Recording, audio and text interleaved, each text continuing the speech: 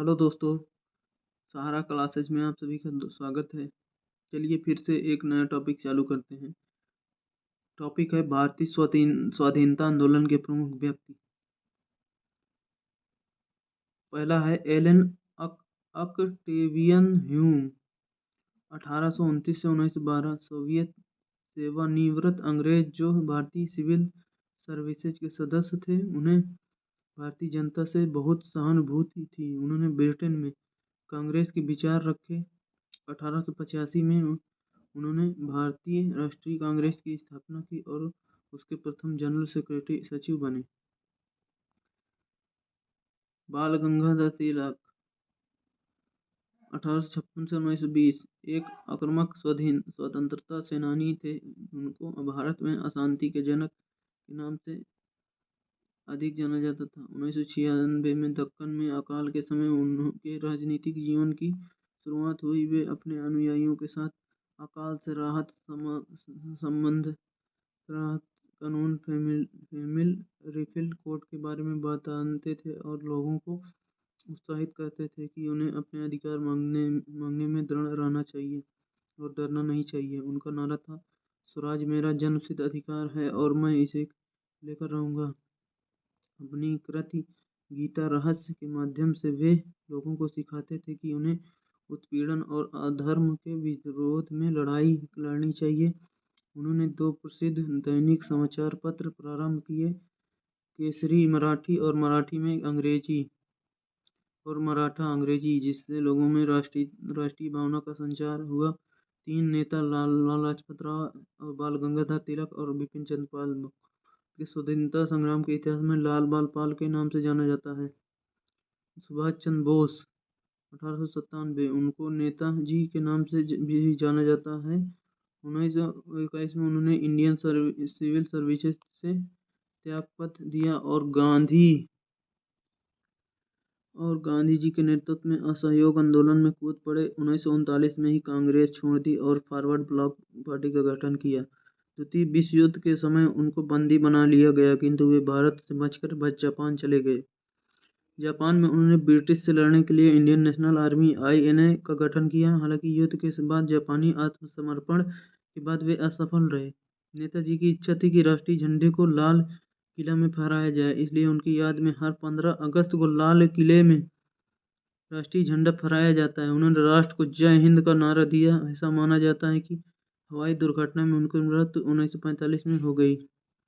महात्मा गांधी 1879 से 1948 उनको राष्ट्रपिता और बापू के नाम से भी जाना जाता है। वे अहिंसा में विश्वास करते थे। 1919 में ईस्वी से लेकर 1947 तक उन्होंने भारतीय राष्ट्रीय आंदोलन का नेतृत्व किया और हिंदू मुस्लिम एकता के लिए कार्य करते रहे। 1948 में उनकी हत्या कर दी गई। और अधिक जानकारी के लिए देखिए भारत का स्वतंत्रता संग्राम। पंडित मदन मोहन मालवीय 1861 से 1946 1886 में कांग्रेस में सम्मिलित हुए और इंडियन नेशनल कांग्रेस के 2 बार अध्यक्ष चुने गए। राउंड टेबल कांग्रेस में उन्होंने हिंदू संप्रदाय का प्रतिनिधित्व किया और हिंदू संप्रदाय के अधिकारों की रक्षा के लिए नेशनल पार्टी की स्थापना की। CR दास 1870 से 1925 उन्हें देशबंधु के नाम से भी जाना जाता है। कलकत्ता न्यायालय में वे एक वकील थे।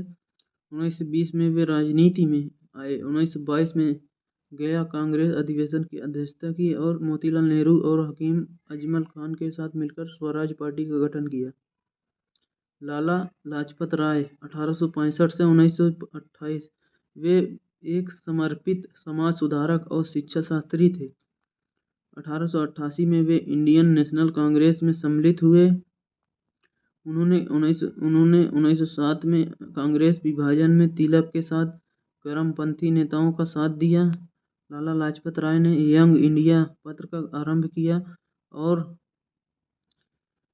स्वयं ही उसका संपादन किया। 1920 में कांग्रेस अधिवेशन की अध्यक्षता की और 1923 में इंडियन लेजिस्लेटिव असेंबली के सदस्य बने। 1920 में उन्हें पंजाब में असहयोग आंदोलन के लिए जेल भेजा गया। जब वे 30 अक्टूबर 1928 को लाहौर गए, पुलिस लाठीचार्ज में घायल हो गए और बाद में चोटों की वजह से उनकी मृत्यु हो गई। उन्हें शेर-ए-पंजाब और पंजाब केसरी के नाम से भी जाना जाता है। एनी बेसेंट 1847 से 1933, उन्हें grand old lady of India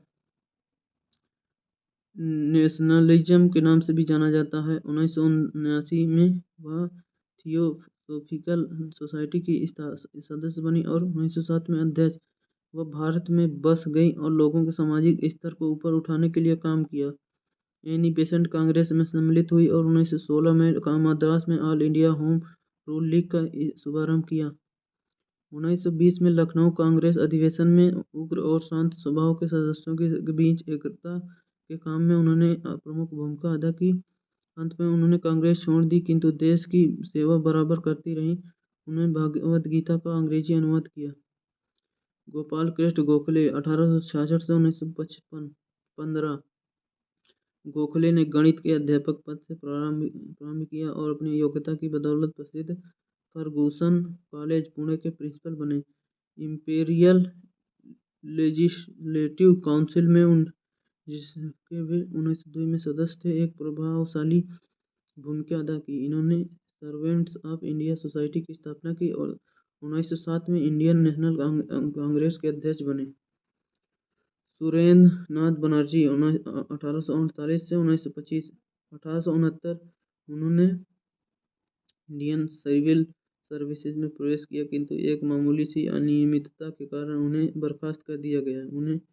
उन्होंने रिपन कॉलेज की स्थापना की और बहुत वर्षों तक इसके प्रिंसिपल रहे। उन्होंने बंगाली दैनिक प्रारंभ किया जो अंग्रेजी भाषा में प्रकाशित होता था। वे भारतीय राष्ट्रीय कांग्रेस के 2 बार 1895 और 1902 अध्यक्ष रहे और बंगाल विभाजन 1905 में विरुद्ध आंदोलन का नेतृत्व किया।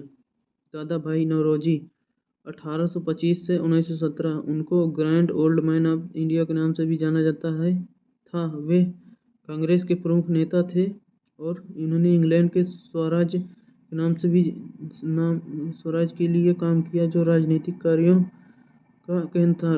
लंदन काउंटी से चुने हाउस ऑफ कॉमन्स के वे पहले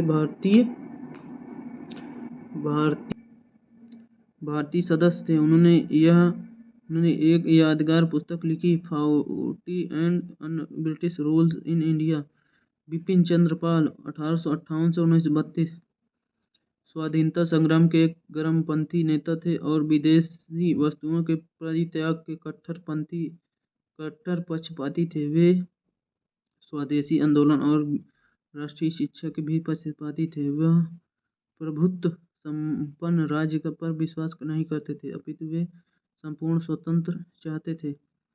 बंगाल के बंटवारे के बाद पाल राष्ट्रीय स्तर के राजनीतिक बन चुके थे। 1907 में सूरत कांग्रेस अधिवेशन में वे तिलक के अध्यक्ष पद के निर्वाचन को लेकर काफी लड़े। पंडित जवाहरलाल नेहरू 1889 से लेकर 1964। नेहरू भारतीय राष्ट्रीय कांग्रेस के प्रतिभाशाली सदस्य थे। 1929 में लाहौर में कांग्रेस अधिवेशन के दौरान उन्होंने घोषणा की कि कांग्रेस का ध्येय पूर्ण स्वाधीनता है। 1947 से लेकर अपनी अमृत पर्याय तक वे भारत के प्रधानमंत्री रहे। उन्होंने पंचशील सिद्धांत का प्रस्ताव रखा, जिसकी विचारधारा है कि शांतिपूर्वक रहना, एक दूसरे के काम में हस्तक्षेप न करना और कोई गुटबंदी न करना। वे डिस्कवरी ऑफ इंडिया और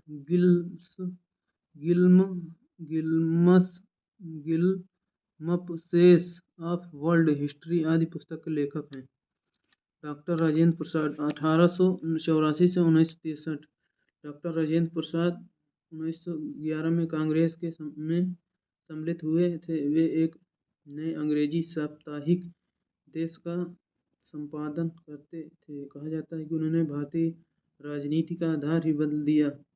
जब 1920 में नागपुर में कांग्रेस अधिवेशन में यह निर्णय लिया गया कि आम जनता को स्वतंत्रता आंदोलन में सम्मिलित करना चाहिए। प्रारंभिक मंत्रिपरिषद में वे खाद्य और कृषि मंत्री रहे और 1946 में असेंबली के अध्यक्ष निर्वाचित हुए। बाद में 1950 से 62 वे भारत के राष्ट्रपति रहे। मौलाना अबुल कलाम आज़ाद 1888 से 1958, एक महान राष्ट्रीय नेता जो सांप्रदायिक एकता में विश्वास रखते थे। 1923 में उन्हें भारतीय राष्ट्रीय कांग्रेस के अध्यक्ष पद के लिए चुना गया। वे गांधी जी के करीबी सहयोगी थे 1947 से लेकर अपनी मृत्यु 22 अप्रैल 1958 तक वह केंद्रीय शिक्षा मंत्री रहे। सरदार वल्लभ भाई पटेल 1875 से 1950 वह लौह पुरुष के नाम से भी जाने जाते थे। स्वतंत्र भारत की प्रथम सरकार में वे गृह मंत्री थे। इस समय उन्होंने भारतीय रियासतों के विलय के लिए अथक कार्य किया।